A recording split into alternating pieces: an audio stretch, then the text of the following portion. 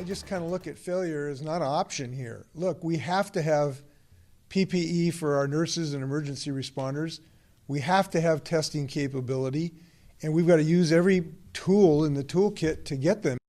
Governor Jay Inslee expressing the need for more equipment in our state. He also continued to stress the importance of social distancing. Good evening and thank you for joining us. I'm Mark Hanrahan. Whitney is off tonight. Let's get straight to KREM 2's Regina On. She's joining us live in the newsroom with more on what the governor had to say today. Regina? Hey, good evening, Mark. As you know, this weekend is a time where we want to be with friends and family, and as Governor Inslee mentioned, to be with kids, grandkids, join in on an Easter egg hunt maybe. But he says this is a really pivotal time to redouble our efforts and commitments to stay at home and stay healthy. Governor Inslee says so far most people appear to be willing to comply with the stay-at-home order, but also added that businesses can face penalties for not complying. He says he doesn't want it to get to that point, but it's a misdemeanor without cooperation. And this afternoon, the governor was joined by officials like Executive Director of Dishman Hills Conservancy, Jeff Lambert in Spokane. He says the trails and parks will open up, but is encouraging people not to congregate. He says if the parking lots are full, just find somewhere else to go.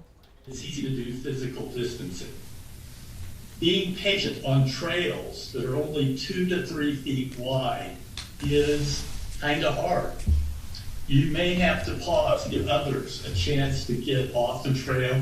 People are very eager to lift this as soon as possible, and the way to do that is to comply with this effort and do social distancing as much as possible. The more of us that do that, the sooner that we do that and the more intensely we do that, the faster we can get back to business in the state of Washington. And Inslee just adding, our only weapon here against the coronavirus, again, is social distancing, and it's something we should definitely use in our everyday lives. The governor repeatedly saying all of this is working. In fact, the sacrifices we make and the decisions we make will help us get closer to going back to normal. Live in the newsroom tonight, Regina On, KREM 2 News. Regina, thank you very much. Under Governor Inslee's stay-at-home order, commercial and residential construction is considered non-essential.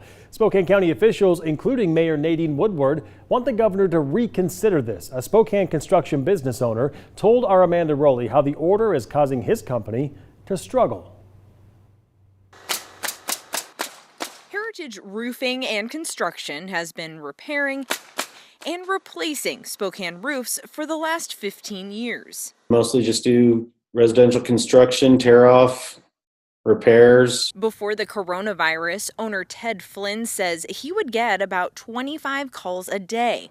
But after Governor Inslee's stay-at-home order listed commercial and residential construction as non-essential, Flynn's call volume dropped to about 3 a day, with some days no calls at all. The reality of it, I feel like my job is to find work for my guys because I need to make sure that they can support their families.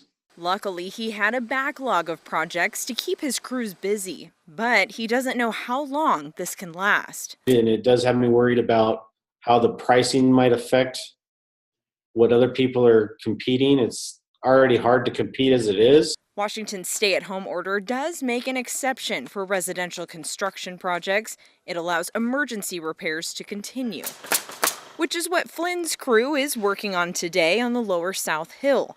But these projects only make up about 10% of his business. It is a very small percentage. This week, Spokane County commissioners sent a letter to Inslee asserting their belief that construction of single-family homes should remain an essential function. Mayor Nadine Woodward and other mayors from cities in Spokane County echoed this in a letter of their own. I think it's wonderful. I really feel that, they should go to bat for us. What would it mean for your business if it is recognized as essential and the governor does reconsider that? Oh, it'd mean I could hire more people. I wish, to tell you the truth, I feel like I have all sorts of applicants from restaurant industries who are closed right now that would be great workers that I would feel okay about bringing on, but I need to have the demand and not hire a bunch of people and then run out of work for the guys that have been with us a long time. Amanda Rowley, KREM 2 News. Now to your other top headlines this afternoon. Sacred Heart Medical Center is taking part in clinical trials for an experimental drug for the coronavirus. Remdesivir is an experimental drug that's shown promise against some other coronaviruses. The drug is given through an IV. Sacred Heart is just one of several hospitals within the Providence Health System taking part in the trials. A man is facing felony assault charges after coughing on 2 Spokane police officers. Police say the officers were trying to arrest the man's sister when he deliberately coughed in their faces. KREM 2's Shayna Waldtower explains what led to these charges. Yeah, arrested for coughing seems like quite the unusual charge, but considering the current situation, officers say they have to be more intentional about maintaining their safety. We take that very seriously, and that's why he was arrested and charged. Police responded to a tip on Wednesday of a woman with an arrest warrant. They found her hiding in her bedroom closet. Police reports say the woman then started screaming for her brother. He then came down the stairs and intentionally coughed in 2 officers' faces. As they arrested him, he tried to cough on them again. The 21-year-old was then booked into jail for 2 counts of third-degree assault on officers. For somebody who, with obvious intent, got in the officers' faces and coughed on them, potentially putting our officers in danger, that's certainly going to raise our concern a bit. Fuller says officers have been making sure to follow social distancing practices. Even their roll call is outdoors now to ensure proper spacing. Fuller says intentional actions to compromise safety could lead to a charge. Certainly in this case and with what's going on right now, that's the route we chose to go. Similar cases have happened around the country. Last week, a man in Kootenai County was arrested for shoplifting, but as deputies were arresting him, he told them he felt sick and started purposefully coughing in their faces. And in Florida, a man was charged with aggravated assault after coughing on a cashier and claiming social distancing practices were, quote, getting out of hand. And a man in New Jersey is facing a terrorism charge after coughing on a grocery store employee and claiming he had coronavirus. In Spokane, Shayna Waldtower, KREM 2 News.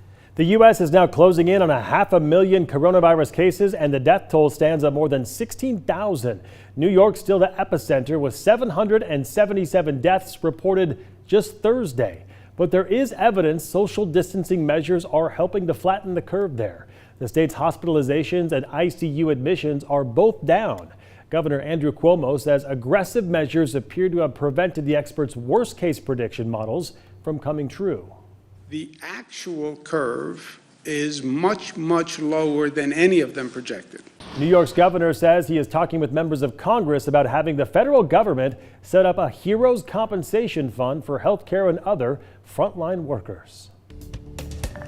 Well, to weather, it's been an absolutely gorgeous Friday all across the inland Northwest, but Easter weekend could be a bit windy. Let's get straight to Tom Sherry, anchoring the weather from his home tonight. Tom, good evening.